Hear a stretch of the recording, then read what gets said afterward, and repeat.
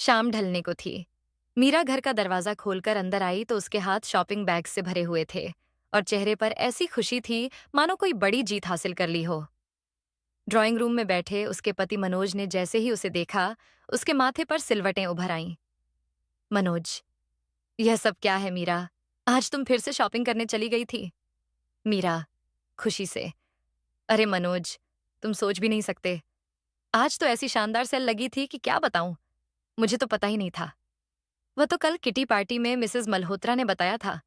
इतनी बढ़िया ड्रेसेस और एक से एक ब्रांड के ब्यूटी प्रोडक्ट्स इतने कम रेट में मिल गए कि मैं खुद को रोक ही नहीं पाई।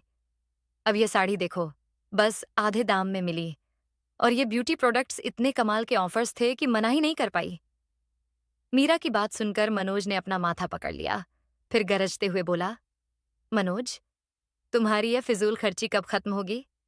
मीरा, पहले भी तुम्हें समझाया था कि इन बेकार की चीजों पर पैसा मत बहाया करो, लेकिन समझती कहाँ हो तुम। अब तो यह तुम्हारा हर बार का काम बन गया है। पति की डांट सुनकर मीरा का उत्साह हल्का पड़ने लगा।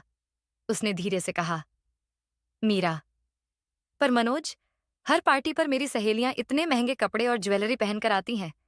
सबकी नजरें बस उन्हीं पर टिकी रहती हैं, उन्हीं की तारीफें होती हैं। मुझे भी संवरने सजने का शौक है। डायमंड ज्वेलरी ना सही, कम से कम अपनी पसंद के कपड़े तो खरीद ही सकती हूं ना। मीरा की बात सुनकर मनोज का गुस्सा और बढ़ गया। मनोज, तो अब सहेलियों की देखा देखी अपना घर बर्बाद कर दोगी। तुम बच्चों की पढ़ाई, घर के खर्चे, ये सब कौन देखेगा? तुम्हें अंदाजा भी है जिस हॉस्टल में बच्चे पढ़ रहे हैं वहां की फीस कितनी बढ़ गई है तुम्हारी। ये फिजूल खर्ची मुझे कंगाल करके छोड़ेगी। मीरा गुस्से से बोली, मीरा, तो क्या अब मैं अपनी पसंद का कुछ भी नहीं खरीद सकती? अभी यह बहस चल ही रही थी कि मीरा का फोन बज उठा। उसने फोन उठाया और दूसरी तरफ उसके पिता शिव प्रसाद की आवाज आई। शिव प्रसाद, हेलो मीरा बेटी। मीरा, हाँ पिताजी, कैसे हैं आप? तबीयत तो ठीक रहती है ना? शिव प्रसाद, बेटा तबीयत ठीक कहाँ रहती है। कई दिनों से सोच रहा था कि डॉक्टर को दिखा दूं, लेकिन अकेले जाने की हिम्मत नहीं होती। मीरा का दिल धक से रह गया। उसकी माँ का पिछले साल देहांत हो चुका था। उसका कोई भाई भी नहीं था जो उसके पिता की देखभाल करता। मीरा ने पिता की मुरझाई हुई आवाज सुनी तो उसकी खुशी एक पल में गायब हो गई। उसने कहा, मीरा, पिताजी, आप चिंता मत कीजिए। आप चाचा जी के बेटे अमित से कहिए ना, वह आपको डॉक्टर के पास ले जाएगा। आखिर अपने ही तो ऐसे समय में साथ खड़े होते हैं। वैसे भी दूर थोड़ी रहते हैं, वह साथ वाला तो घर है। मैं अभी उसे फोन कर देती हूँ। शिव प्रसाद, हल्की खांसी के बीच, बेटी, मैं उसे बुला तो लेता, लेकिन अमित तो अपनी पत्नी और बच्चों के साथ घूमने गया हुआ है। वह यहां नहीं है। अब तो समझ नहीं आ रहा कि क्या करूं।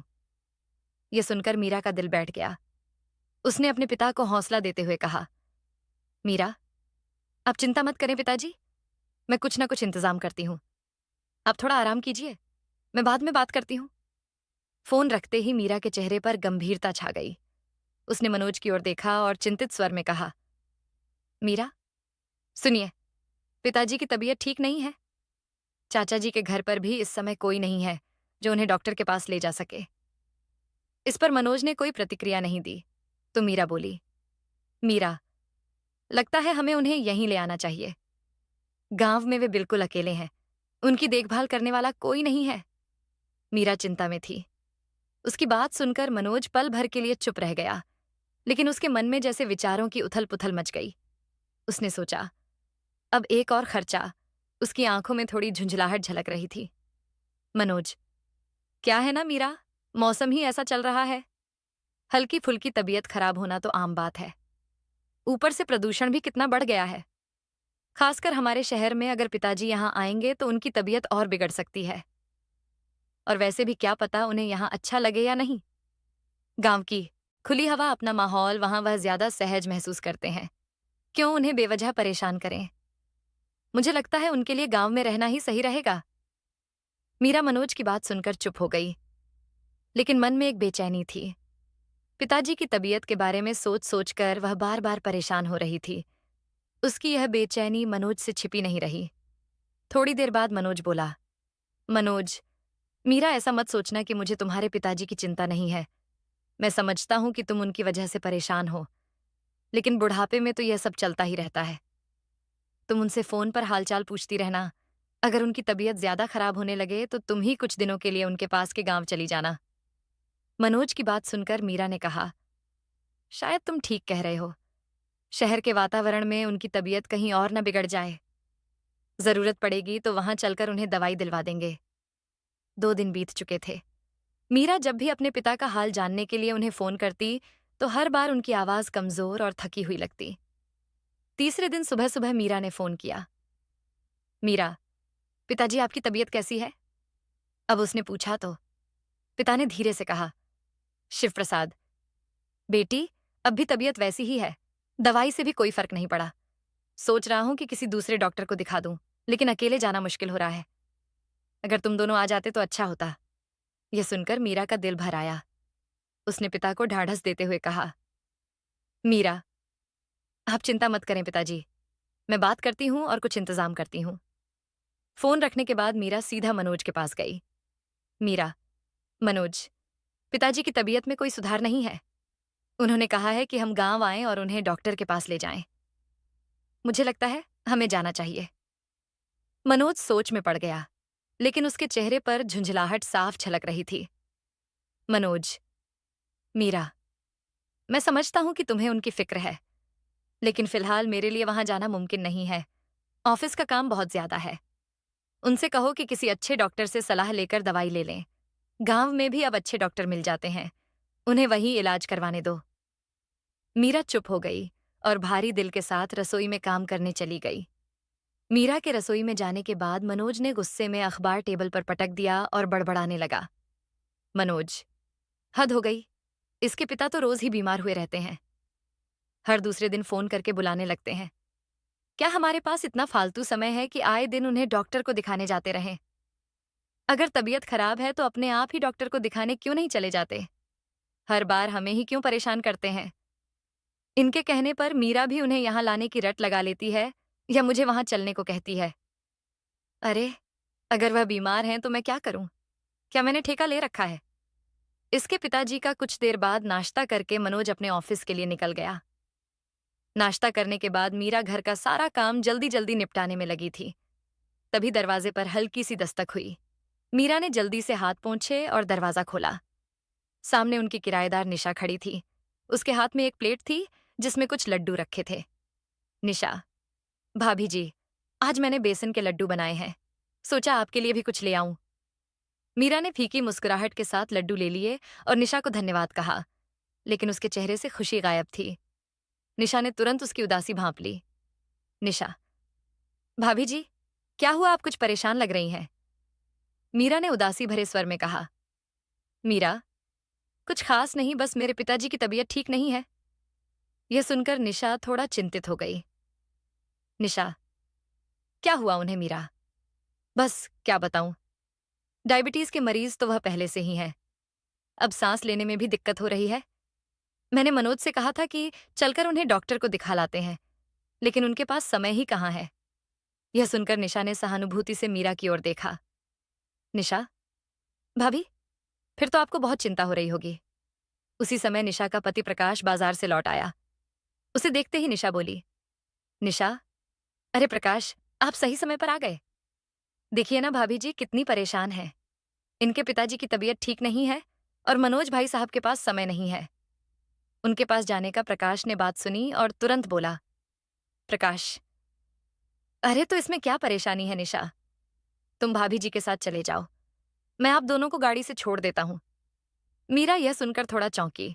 उसने झिझकते हुए कहा, मीरा, अरे नहीं नहीं, इतनी तकलीफ मत कीजिए। तो प्रकाश ने मुस्कुराते हुए कहा, प्रकाश, भाभी जी, इसमें तकलीफ की क्या बात है? अंकल वहां परेशान हो रहे होंगे। उनकी तबीयत खराब है तो आपको उन्हें डॉक्टर के पास ले जाना चाहिए। और फिर हम तो एक ही परिवार की तरह हैं। अगर हम एक दूसरे के काम नहीं आएंगे तो और कौन आएगा? निशा ने भी बड़े स्नेह के साथ कहा। निशा, हाँ भाभी जी, आप परेशान मत होइए, मैं आपके साथ चलूंगी। प्रकाश हम दोनों को छोड़ देंगे। मीरा ने उनकी बात सुनकर दिल ही दिल में राहत महसूस की। प्रकाश ने तुरंत अपनी कार की चाबी उठाई और कहा, प्रकाश, तो चलिए भाभी जी, अभी निकलते हैं। देर करना ठीक नहीं होगा। मीरा ने निशा और प्रकाश का आभार जताते हुए अपना दुपट्टा उठाया और उनके साथ जाने के लिए तैयार हो गई। कभी कभी मदद वहां से मिलती है जहां से आप उम्मीद भी नहीं करते। गाड़ी में बैठी हुई मीरा ने मन ही मन सोचा। गांव पहुंचने के बाद प्रकाश मीरा के पिता शिव प्रसाद को गाड़ी में बिठाकर डॉक्टर के पास ले गया। डॉक्टर ने टेस्ट करने के बाद डॉक्टर ने बताया कि उनका शुगर लेवल बढ़ा हुआ है और फेफड़ों में संक्रमण का असर दिख रहा है। मैं कुछ दवाइयां लिख देता हूँ, ये जल्द ही ठीक हो जाएंगे। अस्पताल से वापस आने के बाद मीरा 2 दिन के लिए अपने पिता के पास ही रुक गई। निशा बोली, भाभी जी, अगर किसी और चीज की जरूरत हो तो मुझे तुरंत बताइए, कभी भी कॉल कर लीजिएगा। इतना कहकर प्रकाश और निशा घर वापस लौट आए। तीसरे दिन मीरा गांव से लौटकर घर आई तो शाम के 7 बज रहे थे। थकी हुई सी वह अंदर आते ही सोफे पर बैठ गई। मनोज ड्राइंग रूम में टीवी देख रहा था। उसे देखते ही उसने औपचारिकता से पूछा, तो पिताजी की तबीयत कैसी है अब? मीरा ने पानी का गिलास उठाते हुए जवाब दिया, अब ठीक है। उनका शुगर लेवल ज्यादा हो गया था। खाने में परहेज भी तो नहीं करते हैं ना? पिछले कई दिनों से कोर्ट केस की भाग दौड़ में उन्होंने अपनी सेहत का ध्यान ही नहीं रखा और उनकी तबीयत बिगड़ गई। लेकिन एक बात तो अच्छी हो गई, सालों से जो उनका कोर्ट केस चल रहा था उसका फैसला उनके हक में आया है। कौन सा केस? मनोज ने तुरंत चौंकते हुए पूछा। अरे वही उनकी जमीन का केस याद है, जो पिछले कई सालों से चल रहा था। आखिरकार उन्होंने वह केस जीत लिया। मनोज के हाथ से चाय का कप लगभग गिरने ही वाला था। उसकी आंखें चौड़ी हो गईं। वह थोड़ा आगे झुकते हुए बोला, क्या वही जमीन जो हाईवे के साथ लगती थी? मीरा ने सहजता से जवाब दिया, हाँ वही जमीन। बाप रे, उसकी कीमत तो करोड़ों रुपए है। मनोज ने हैरानी से कहा। मीरा बोली, उसकी कीमत करीब 5 करोड़ हो चुकी है। पिताजी उसे बेचने का सोच रहे हैं। मनोज को जैसे अचानक ही किसी खजाने की चाबी मिल गई हो। उसके चेहरे पर एक विचित्र उत्साह और खुशी की झलक आ गई। वाह, ये तो बड़ी अच्छी खबर है। वैसे उन्होंने कुछ कहा कि वह इस पैसे का क्या करेंगे? नहीं, अभी तो कुछ नहीं सोचा। और वैसे भी जब शरीर ही साथ ना दे तो पैसा भी किस काम का। मनोज ने अपनी चाय का कप नीचे रखते हुए गंभीरता का दिखावा करते हुए कहा, हाँ, बात तो सही है। ऐसे बड़े फैसलों में सोच समझकर कदम उठाना चाहिए। आखिर यह संपत्ति उनकी मेहनत की है। मनोज के दिमाग में जैसे खलबली मच गई। वह दिखाने को भले ही सामान्य बन रहा हो, लेकिन अंदर ही अंदर बहुत बेचैन हो उठा था कि कहीं मीरा के चाचा का बेटा अमित उसके ससुर को अपने पक्ष में करके जमीन हथिया ना ले। आखिरकार मीरा अपने पिता की इकलौती बेटी है और उस जमीन पर उसका ही हक बनता है। रात को जब मीरा रसोई का काम निपटाकर कमरे में आई तो मनोज लैपटॉप लिए बैठा था। मीरा ने देखा, उसका ध्यान स्क्रीन पर नहीं था। बिस्तर पर बैठकर मीरा तकिया ठीक करते हुए बोली, किन विचारों में खोए हैं? लैपटॉप का काम हो गया है तो उसे बंद करके सो जाइए ना। मनोज बोला, मीरा, तुम्हारे पिताजी की तबीयत सही नहीं है। क्या तुम्हें नहीं लगता कि अब उन्हें अकेले वहां छोड़ना ठीक नहीं होगा? आखिर वह हमारे बड़े हैं। हमारा फर्ज बनता है उनका ख्याल रखना। मैंने तो आपसे पहले भी कहा था कि चलकर उनसे मिल आते हैं, पर आपको ही ऑफिस के काम ज्यादा जरूरी लगते थे। अरे मीरा, मुझे कहाँ पता था कि उनकी हालत इतनी ज्यादा खराब है। अब तुमने आकर बताया तो अब सोचता हूँ कि उन्हें यहीं ले आते हैं। हमारे साथ रहेंगे तो हम उनकी अच्छी देखभाल कर पाएंगे। मीरा संशय में पड़ गई। फिर बोली, अरे लेकिन आपने ही कहा था कि गांव का माहौल उनके लिए बेहतर है। वैसे तो आपकी बात ठीक थी। हमारे शहर में तो प्रदूषण ही इतना है कि अच्छा भला इंसान भी बीमार हो जाए, और फिर उनका दिल भी यहाँ लगेगा या नहीं, कौन जाने। 2-3 दिन के बाद अमित तो अपने घर पहुंच ही जाएगा। फिर वह लोग उनका ध्यान रख लेंगे। अरे तुम भी ना मीरा, आजकल हर कोई अपने काम में व्यस्त है। अगर उनकी तबीयत बिगड़ गई तो कौन जिम्मेदार होगा? हम क्यों दूसरों पर निर्भर रहें? मैं कहता हूं उन्हें यही ले आते हैं। मीरा को मनोज की बात में थोड़ा दम लगा। वह सोच में पड़ गई। बात तो आप ठीक कर रहे हैं। यहाँ रहेंगे तो हमारी नजरों के सामने रहेंगे और हम हर तरह से उनका ख्याल रख पाएंगे। हाँ मीरा, कल तुम उन्हें फोन करके बता देना कि हम इस रविवार को उन्हें लेने आ रहे हैं। अगले दिन सुबह जब मीरा की आंख खुली तो उसने देखा कि मनोज पहले से ही तैयार होकर बैठा था। ये देखकर मीरा चौंक गई। उसने उठते ही पूछा, अरे आज ऑफिस जल्दी जाना है क्या? इतनी सुबह सुबह तैयार हो गए? नहीं मीरा, आज ऑफिस नहीं जाऊंगा। मैंने छुट्टी ले ली है। मीरा और भी हैरान हो गई। छुट्टी क्यों? क्या कोई खास बात है? हाँ मीरा, हम आज ही गांव जा रहे हैं पिताजी को लेने। लेकिन मनोज, हमने तो रविवार को जाने का सोचा था, आज अचानक से? हाँ, जितनी जल्दी उतना बेहतर। उनके सेहत का सवाल है और इस मामले में मैं किसी तरह की देरी या लापरवाही नहीं कर सकता। और मीरा, तुम्हारे चाचा का बेटा अमित कितना चालबाज है, क्या तुम नहीं जानती? तुम्हारे पिता के पास जो जमीन है, उसे अमित बड़ी आसानी से बहला फुसलाकर अपने कब्जे में ले लेगा और हम यहाँ हाथ मलते रह जाएंगे। उन्हें यहाँ ले आएंगे तो एक पंथ दो काज हो जाएंगे। ये बात सुनकर मीरा कुछ सोचते हुए बोली, हाँ, बात तो ठीक है। अमित पर विश्वास तो नहीं किया जा सकता। तो मीरा, तुम अभी उन्हें फोन करो और बता दो कि हम आज ही आ रहे हैं।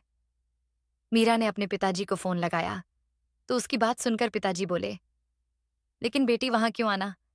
मेरी तबीयत अब बेहतर है, मैं यहीं ठीक हूं। मीरा परेशान होकर बोली, पिताजी आप समझ क्यों नहीं रहे?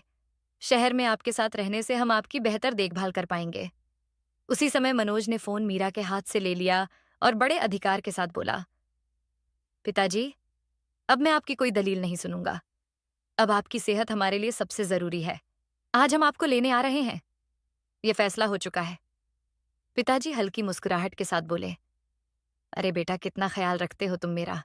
लेकिन मुझे सच में यही सुकून मिलता है। यहाँ की मिट्टी, यहाँ का माहौल, सब कुछ यहाँ अपना सा लगता है। मनोज भावुक अंदाज में बोला, लेकिन पिताजी, आप नहीं जानते कि यहाँ मीरा और मुझे आपकी कितनी चिंता है। आप सामने रहेंगे तो हमारे दिल को संतुष्टि मिलेगी। मीरा आपकी इकलौती बेटी है, इसलिए आपका ध्यान रखना हमारी जिम्मेदारी है। अब आप ही सोचिए, अगर आपकी जगह मेरे पिताजी होते तो क्या मैं उनके लिए यह सब नहीं करता? मनोज की दलीलों के सामने पिताजी की एक न चली। आखिरकार उन्होंने उनके साथ चलने के लिए हामी भर दी। शाम के समय मनोज और मीरा पिताजी के साथ घर लौटे।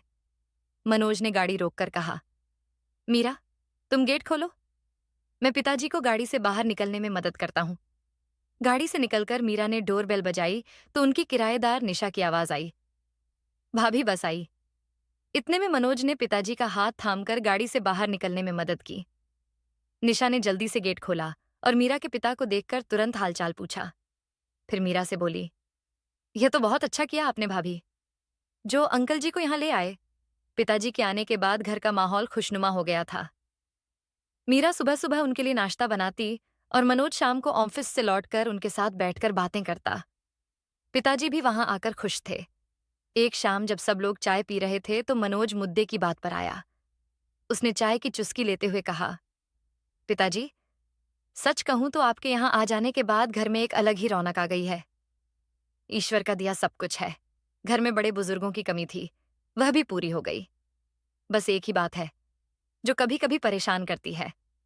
पिताजी ने चौंक कर पूछा, क्या बात है बेटा, सब ठीक तो है? हाँ पिताजी, लेकिन यह घर आजकल के जमाने में थोड़ा पुराना सा लगता है। बच्चों के दोस्त जब यहाँ आते हैं तो बच्चों को उन्हें इस घर में लेकर आने में भी शर्म महसूस होती है। पिताजी ने हैरानी से पूछा, ऐसा क्यों बेटा? घर तो अच्छा है, बस पिताजी उनके दोस्तों के घर बड़े और मॉडर्न हैं, तो तुलना करते हुए उन्हें यह घर थोड़ा साधारण लगता है। अगर घर किसी पॉश इलाके में होता और थोड़ा आधुनिक तरीके का बना होता तो बात ही कुछ और होती। आज के समय में तो प्रॉपर्टी की कीमतें आसमान छू रही हैं। अगर हमें अच्छी सोसाइटी में एक बड़ा घर लेना हो तो अच्छी खासी रकम चाहिए होगी। पिताजी ने उसकी बात सुनकर सिर हिलाया और बोले, हाँ बेटा, तुम्हारी बात सही है। आजकल एक एक चीज का खर्चा बढ़ गया है। यही तो बात है पिताजी। और अगर नया घर लेते भी हैं तो घर भी अच्छा खासा बड़ा होना चाहिए। अब बच्चे भी बड़े हो रहे हैं, उन्हें भी अपने लिए अलग कमरे चाहिए होंगे।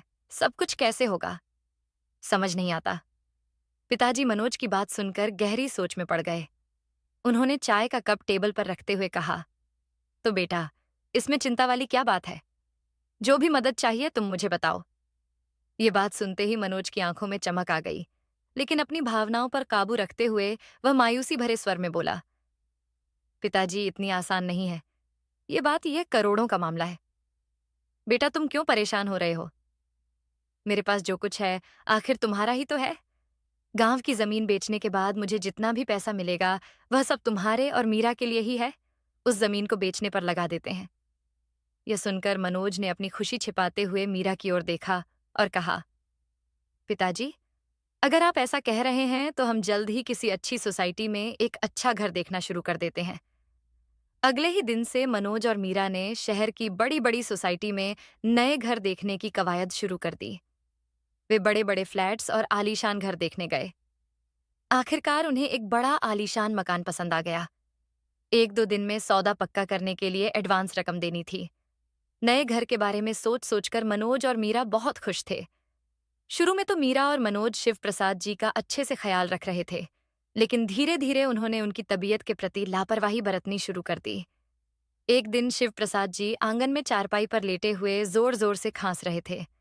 उनकी सांस फूल रही थी। मीरा किचन से बाहर आई और बोली, पिताजी, आपने दवाई समय पर नहीं खाई? क्या? शिव प्रसाद जी ने कमजोर आवाज में कहा। नहीं बेटी, दवाई खत्म हो गई है। मैंने मनोज से कहा था, लेकिन शायद वह लाना भूल गया। इतने में मनोज अंदर से बाहर आया और बात सुनकर कहने लगा, अरे पिताजी, माफ करना, मैं दवाई लाना भूल गया। ऑफिस का काम इतना था कि ध्यान ही नहीं रहा। शिव प्रसाद जी ने हल्की खांसी के बीच कहा, ठीक है बेटा, दवाई बाद में लाना। अभी मुझे डॉक्टर के पास ले चलो। वह एक बार देख लेगा तो सही, दवाई लिख देगा। लेकिन मनोज ने जल्दी से गाड़ी की चाबी उठाते हुए जवाब दिया, पिताजी, अभी डॉक्टर के पास जाने का वक्त नहीं है। हमें बैंक जाना है। नए मकान की डील पक्की करने के लिए जो एडवांस रकम देनी है, उसके लिए एफडी तुड़वानी पड़ेगी। आप चिंता मत करो, शाम तक मैं दवाई ला दूंगा। शिव प्रसाद जी ने थकी आवाज में कहा, बेटा, मेरी तबीयत बहुत खराब हो रही है। मुझे सांस लेने में दिक्कत हो रही है इस पर। मीरा ने जल्दी से कहा, पिताजी, हमें बैंक में ज्यादा वक्त नहीं लगेगा। आप थोड़ा आराम करो, हम जल्दी आ जाएंगे। मनोज ने गाड़ी स्टार्ट की और मीरा के साथ बैंक के लिए निकल गया। शिव प्रसाद जी अकेले खांसते हुए वहीं चारपाई पर लेटे रहे। उनकी हालत बिगड़ती जा रही थी। शिव प्रसाद जी के खांसने की आवाज सुनकर निशा बाहर निकली और सीढ़ियों से उतरकर नीचे आई। उनकी ऐसी हालत देखकर वह घबरा गई और बोली, अंकल जी, आपकी हालत तो ज्यादा खराब लग रही है। भैया और भाभी कहाँ हैं? तो शिव प्रसाद जी बड़ी मुश्किल से इतना ही बोल पाए, बैंक गए हैं किसी काम से। निशा ने तुरंत अपने पति को बुलाया। प्रकाश, अंकल जी की हालत ठीक नहीं है, इन्हें डॉक्टर के पास ले जाना होगा। शिव प्रसाद जी ने विरोध किया, नहीं बेटी, परेशान मत हो मनोज, और मीरा आकर मुझे डॉक्टर के पास ले जाएंगे, लेकिन इतनी देर में कहीं तबीयत और ज्यादा खराब ना हो जाए। आपका इन्हेलर कहाँ है? वह लेने से खांसी ठीक हो जाएगी। निशा ने कहा तो शिव प्रसाद जी बोले, बेटी, वह तो खत्म हो गया है। मनोज को कहा था, पर वह लाना भूल गया। निशा ने प्रकाश को फोन करके कहा, तो प्रकाश आते हुए शिव प्रसाद जी का इन्हेलर ले आया। थोड़ी देर में ही उन्हें खांसी में राहत मिली। तो प्रकाश बोला, अंकल जी, डॉक्टर के पास जाना जरूरी है। ऐसी हालत में सिर्फ इन्हेलर से काम नहीं चलेगा। शिव प्रसाद जी ने संकोच से कहा, लेकिन बेटा, इसकी क्या जरूरत है? मनोज और मीरा आते ही होंगे, वह खुद मुझे ले जाएंगे। अंकल, आप हमें गैर क्यों समझते हैं? हम भी तो आपके बच्चों जैसे ही हैं।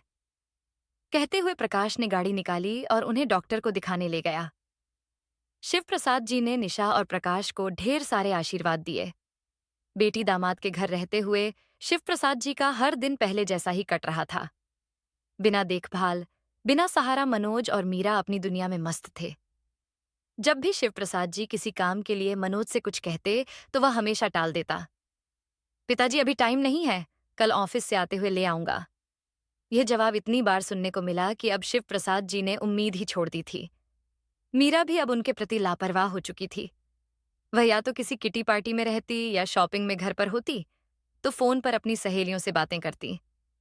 आज सुबह के 11 बज रहे थे। यूं तो मीरा मनोज के जाने के बाद अपने पिता को नाश्ता दे देती थी, लेकिन आज वह अभी तक खाना लेकर नहीं आई थी। शिव प्रसाद जी ने चारपाई पर लेटे हुए आवाज दी, मीरा बेटी, नाश्ता दे दो। मीरा अंदर फोन पर बात करने में व्यस्त थी। तुझे पता है, हमने जो घर लिया है वह कितना शानदार है। एक एक चीज मेरी पसंद की है। किटी पार्टी में जितनी भी लेडीज अपने आप को हाई सोसाइटी की समझती हैं, सब की सब मेरा घर देखकर जल भुन जाएंगी। शिव प्रसाद जी ने फिर आवाज लगाई, बेटी, सुन रही हो? लेकिन मीरा की बातों में वह आवाज कहीं खो गई। शिव प्रसाद जी बाहर आंगन में ही लेटे हुए थे, इसलिए उनकी आवाज ऊपर तक जा रही थी।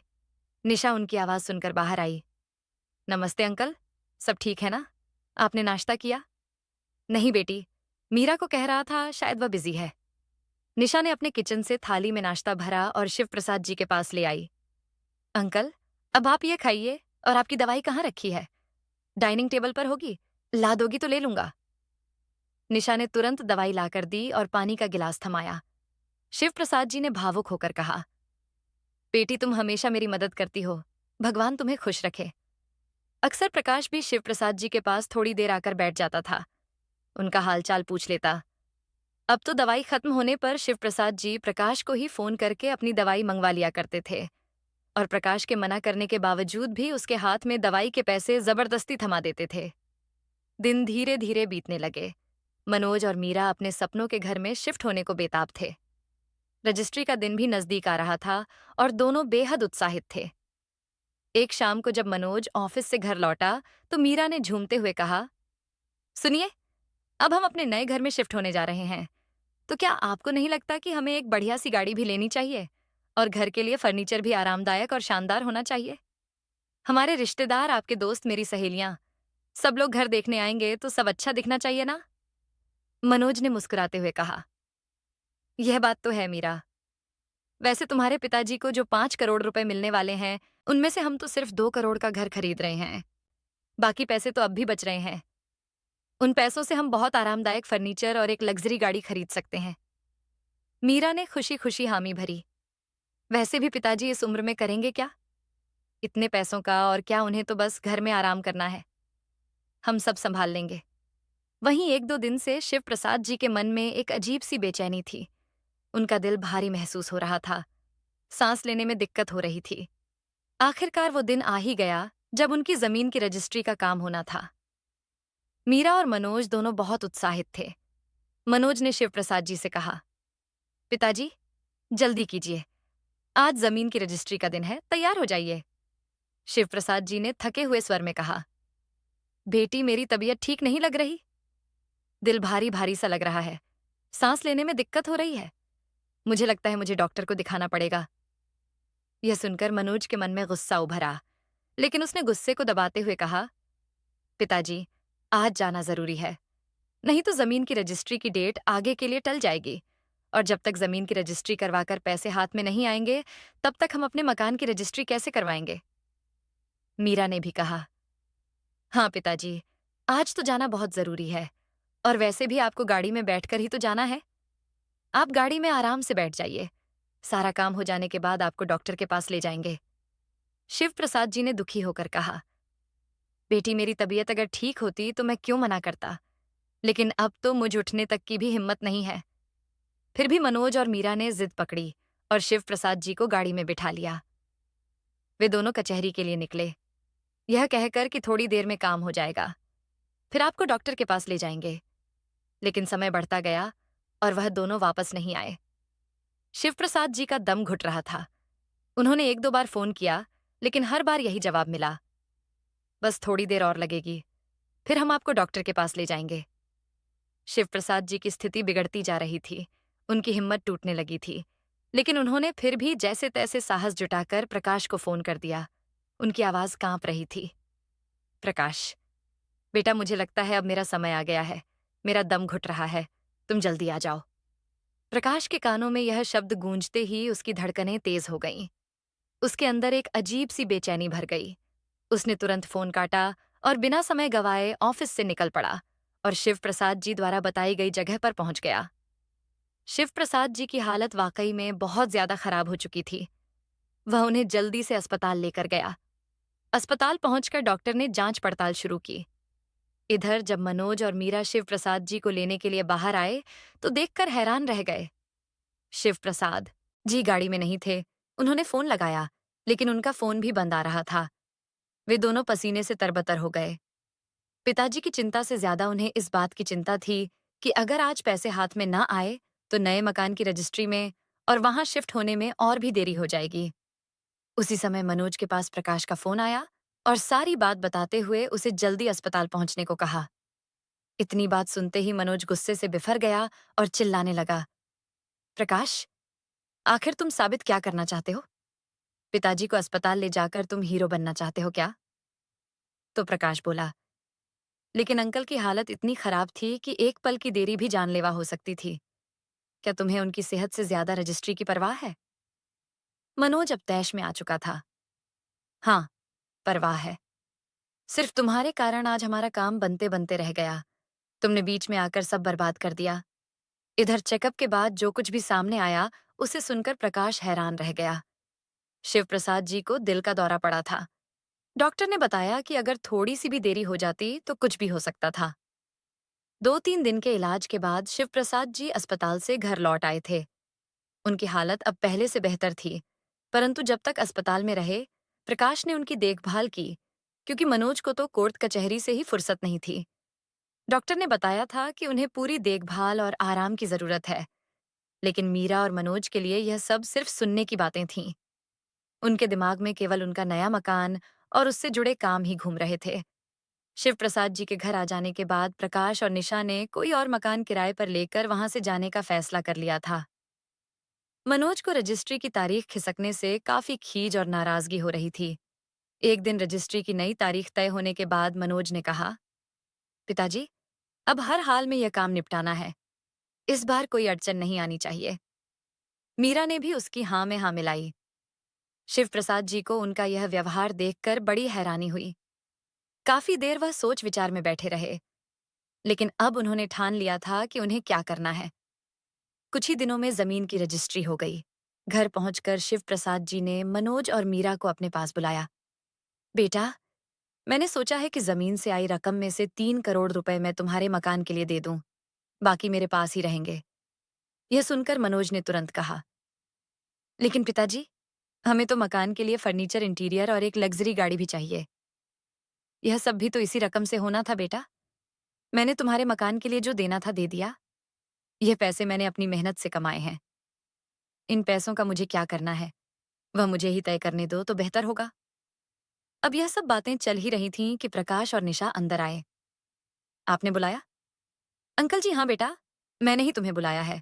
कुछ महत्वपूर्ण बात करनी थी। आओ, बैठो। शिव प्रसाद जी ने गहरी सांस ली और अपनी बात शुरू की। प्रकाश, बेटा, मैंने अपनी जिंदगी में बहुत मेहनत की है। हर पल सिर्फ अपनी बेटी और परिवार की खुशियों के लिए जिया। लेकिन अब मैं जिंदगी के उस पड़ाव पर हूं जहां नजर तो धुंधली हो जाती है, लेकिन रिश्तों का झूठ और सच साफ साफ दिखाई देने लगता है। मैंने अपनी जमीन बेचकर जो 5 करोड़ रुपए कमाए हैं, उनमें से 3 करोड़ मीरा और मनोज के मकान के लिए दे दिए। बाकी के 2 करोड़ के लिए मैंने फैसला कर लिया है, और यह फैसला अंतिम है। यह सुनकर मनोज बेचैन हो उठा। उसने जल्दी से कहा, पिताजी, लेकिन वह पैसे तो हमारे भविष्य के लिए ही हैं। अभी बहुत से काम बाकी हैं। मकान के लिए तभी।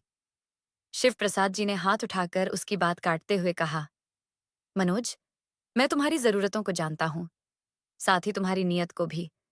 लेकिन मुझसे जितना बन पाया मैंने कर दिया। अब बाकी के पैसों को मैं अपने पास रखूंगा। एक पिता भला अपनी बेटी के घर पर कब तक रुकेगा? इसलिए मैंने तय किया है कि अब मुझे यहां से चले जाना चाहिए। तो मीरा बोली, लेकिन पिताजी, आप गांव में अकेले कैसे रहेंगे? नहीं बेटा, मैं गांव में नहीं रहूंगा। मैंने फैसला किया है कि मैं प्रकाश और निशा के साथ अपनी बाकी की जिंदगी बिताना चाहता हूँ। मेरे कोई बेटा और बहू तो नहीं थे, लेकिन उन्होंने बेटे बहू की तरह मेरी सेवा की है। उनकी बात सुनकर प्रकाश और निशा की आंखों में आंसू आ गए। शिव प्रसाद जी ने अपनी बात जारी रखी, इन दोनों ने मेरे लिए जो कुछ भी किया, उसका एहसान मैं पैसे से तो नहीं चुका सकता। लेकिन फिर भी मैंने फैसला किया है कि जमीन से आए बाकी के पैसों पर इन दोनों का ही हक होगा।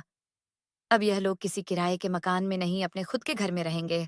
और हाँ, मेरे मरने के बाद मेरे गांव वाले मकान पर भी इन दोनों का ही हक होगा। जल्द ही मैं अपनी वसीयत करवा दूंगा। ये बात सुनकर प्रकाश हाथ जोड़ते हुए बोला, अंकल जी, आप हमारे साथ रहना चाहते हैं, ये जानकर मुझे अच्छा लगा। लेकिन इस सब के बीच पैसे को मत लाइए। हमें पैसों की कोई जरूरत नहीं है। प्रकाश की बात सुनकर शिव प्रसाद जी का दिल गदगद हो उठा, लेकिन फिर भी उन्होंने जो फैसला कर लिया था, वह उसी पर अटल थे। मनोज और मीरा के चेहरे पर जैसे कालिख सी पुत गई। उन्होंने विरोध करने की कोशिश की, लेकिन शिव प्रसाद जी के सख्त स्वर ने उन्हें चुप करा दिया। मनोज, मीरा, तुम दोनों शायद यह नहीं समझ पाए कि रिश्ते पैसे से खरीदे नहीं जा सकते। प्रकाश ने मुझे उस समय सहारा दिया जिस समय मुझे सबसे ज्यादा जरूरत थी, और निशा ने एक बेटी की तरह मेरी देखभाल की। ये पैसे अब उनके ही हैं, और इस बात पर अब और कोई बहस नहीं होगी। कमरे में सन्नाटा छा चुका था, और शिव प्रसाद जी वहां से उठकर अपना सामान पैक करने चले गए थे। दोस्तों, क्या इस कहानी ने आपके दिल को छू लिया? क्या आपको भी लगा कि सच्चे रिश्ते प्यार और भरोसे से बनते हैं, न कि पैसों से? आपकी राय हमारे लिए बेहद खास है, तो बिना कमेंट किए मत जाइए। बताइए, कहानी का कौन सा मोमेंट सबसे ज्यादा असरदार लगा? अगर आपको कहानी पसंद आई हो तो लाइक जरूर करें, और ऐसी ही दिल छू लेने वाली कहानियों के लिए चैनल को सब्सक्राइब करें। धन्यवाद।